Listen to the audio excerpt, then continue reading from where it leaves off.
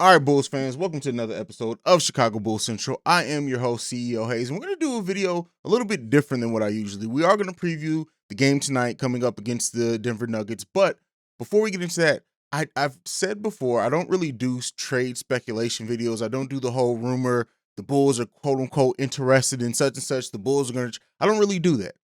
But so that we can have a conversation about what the Bulls may do trade-wise, I'm going to do something different. I'm going to rank the Bulls trade assets, and then we're going to talk about, what that means and how valuable those assets may be to other teams. We're going to get into that and a preview of the Denver's Nugget game right after this. Okay, so I figured this would be a fun video to have. It'll stir up some discussion and everything. Is to talk about the Bulls' potential trade assets, right? Who on this team is tradable, which everyone just about is. How valuable that may be to other teams, contracts, players, picks. We're going to talk about all of that real quick, right? So first, of course, we know that the Bulls have Portland's first-round pick. It's lottery protected. They can't trade their own first-round pick, which they do have their own first-round pick. If they do trade their pick, it won't be until draft day because technically the Bulls would be drafting that pick and then trading it. So they wouldn't be able to come to a deal until that point if they're going to use their own first-round pick. Where the downside comes in at that is that the Portland Trailblazers pick by then will be known if it's going to be conveyed or not. And as of right now, especially with the GM being changed, it's really in flux, right? Whether the Trailblazers are going to make the playoffs or not. It's really not looking likely that we're going to get that pick right now. But if you look at a team that's willing to take that chance, that is an asset that the Bulls can do. So I'm gonna rank the Portland first round pick, that the potential first round pick that we can have for them, at a C, at an average, because right now doesn't seem like it's going to convey. But as we know, some teams are willing to trade that, especially as we get further into the season, closer to the trade deadline. If the Portland Trailblazers are looking like they're kind of teetering on that balance of making the playoffs or not, maybe a team that's willing to take that. Looking at the standings real quick, it looks like right now the Portland Trailblazers are 10th, which would mean that they would qualify for a play-in, right? So it's some potential there, right?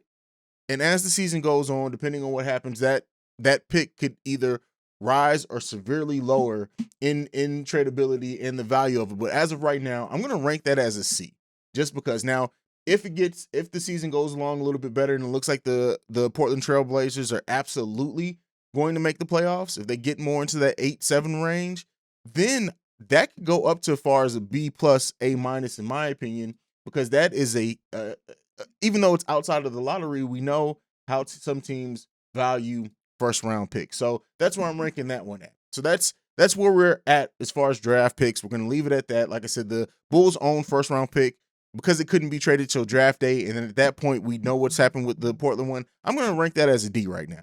That's just my opinion, because that's going to be, again, in the very low 20s, because we're going to speak that into existence. So that's where I'm going to rank that one at, just to be fair and put a ranking on that one as well. This is where we get into the interesting part when we take a look at the players that are on the Bulls roster. And I'm going to start off at an actually probably surprising place for some people as far as trade value, right?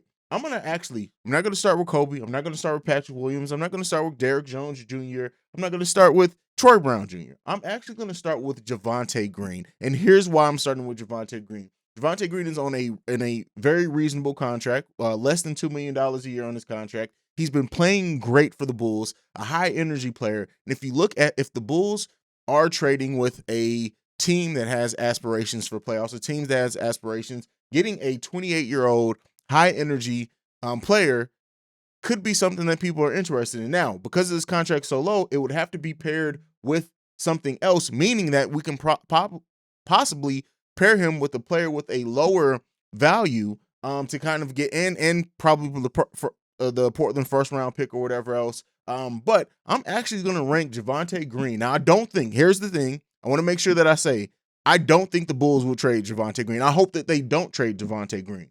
But if they do trade Javonte, I'm going to rank his trade value right now at a C, which, considering how it came into the season, I think that his value for this team, if they're going to include, of course, he would be an additive. He wouldn't be the main focus of the trade or anything, but as a throw-in, if you need to make salaries match without really throwing in anyone else, Javonte Green makes some sense there. It would hurt to lose him.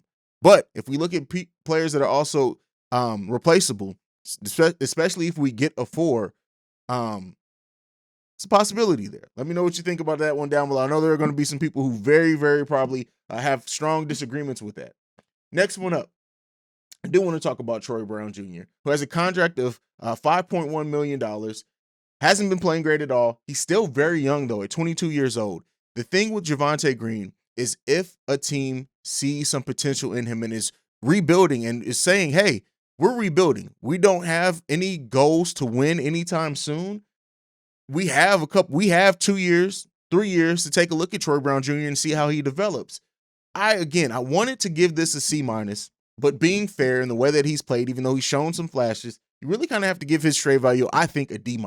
That's where I sit with Troy Brown Jr. But the value of the contract, again, Bulls have that trade exception, which I don't really know how to rank, so I didn't throw that in there as well. But again, if you need salaries to match, if the key part of a trade is a pick, right, is the Portland pick or is another player, and you just need salaries to match, Troy Brown Jr. can be an additive and get you some additional value and help some things there. Again, and most of these players that we mentioned, except Javonte Green, aren't getting a lot of minutes.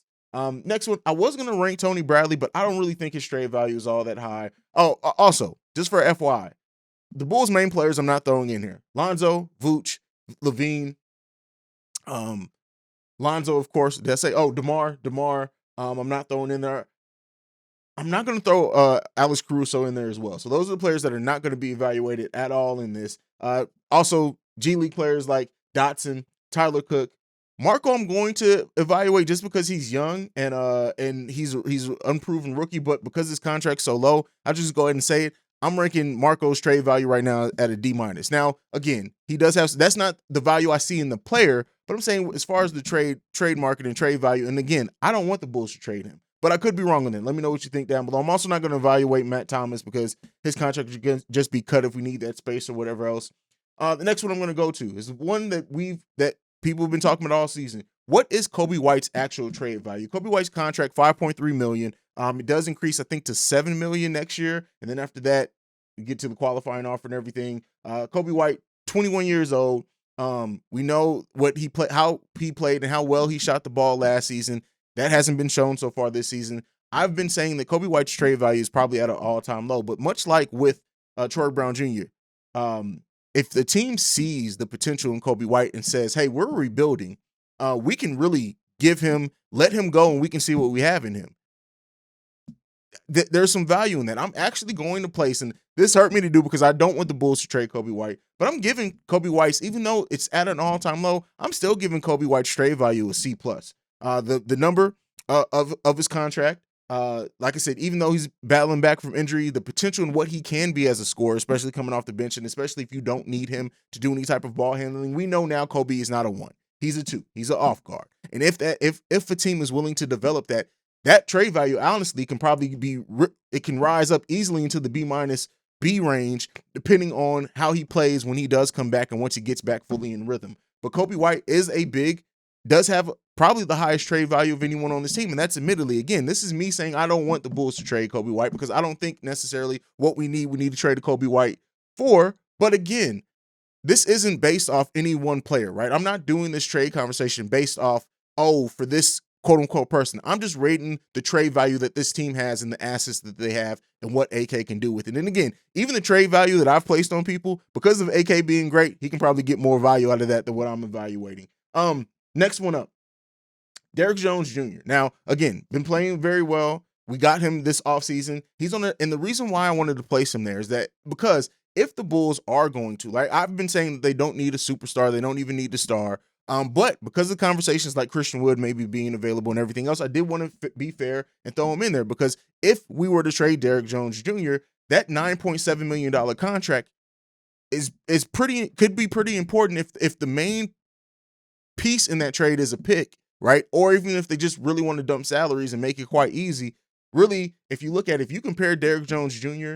and Troy Brown Jr. for a team that maybe sees some promise, but ultimately is rebuilding and just wants assets and a pick, it can get important. But I don't want the Bulls to trade Derrick Jones Jr. This is just me evaluating his trade value. Again, because of the contract, because of the way that he's come on lately, because of his versatility, and especially him now showing that he can play some small ball five. Now, he probably won't do that in any other team in the league other than the way that the Bulls run it and because of our roster construction. But with that being said, I think Derrick Jones Jr. trade value is a solid C+. And again, is another one that as he continues to play more and plays better, can easily can rise up. So yeah, let me know what you think about that down below as well. And now the key one. We're gonna kind of stop it on here because again, Alize Johnson hasn't played well. I don't think he's gonna have much value. His contract's very low as well. That's why I'm not adding him in. I already talked about why I'm not adding Matt Thomas and Devin Dotson into this conversation, and the rest of the Bulls players who I'm not willing to add into the conversation either. But Patrick Williams trade value, even with how he started off this season, again on his rookie deal, $7.4 million right now. He's 20 years old.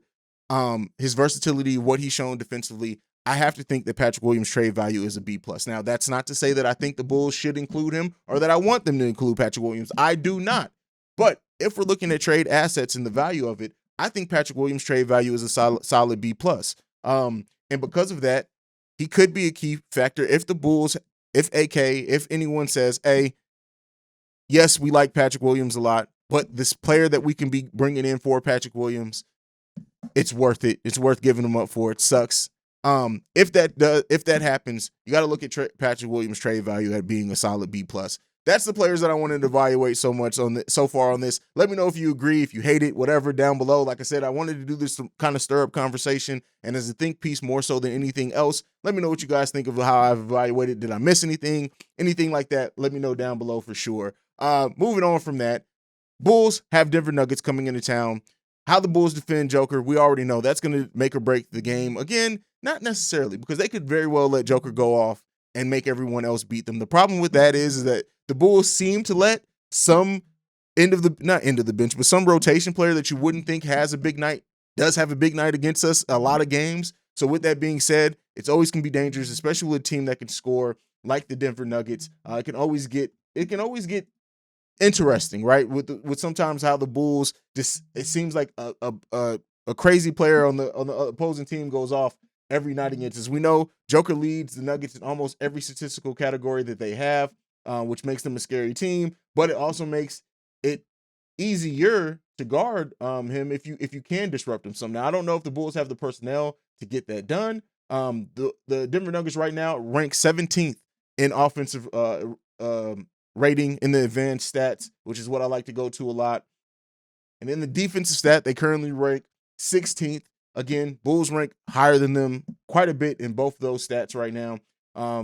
Chicago Bulls are 8th right now in offensive rating. Chicago Bulls are also 7th right now in defensive rating. Rebound battle is going to be big here, especially if Denver gets a lot of second chance points, or if they get a lot of offensive rebounds and gets more possessions. That's going to be key in this game and how the Bulls guard them. This is going to be one of the first games in a while I'm not able to do an after show right afterwards. I will get a video up about the game, but it probably won't be up until tomorrow morning. So fortunately, no live after show tonight, but I do have my live show schedule up. So go and look under the live tab. I have the next 3 games I can do live all scheduled. So you can click on it to get a reminder when I go live and everything there. But let me know what you guys think about the Bulls. What are some of the key things you're going to be looking for in this game? What do you think about my trade? How I evaluated the Bulls trades assets. If there's anything I missed in that you'd like to see me talk about in another video, let me know as well. Next video I drop, I will be doing a review, right, of the game against the Denver Nuggets. I'll also be playing, we got a couple of voicemail. I'll be playing those on the next episode as well. Like I like to end every video on, go Bulls. Love you guys. This has been a presentation of the Break Media.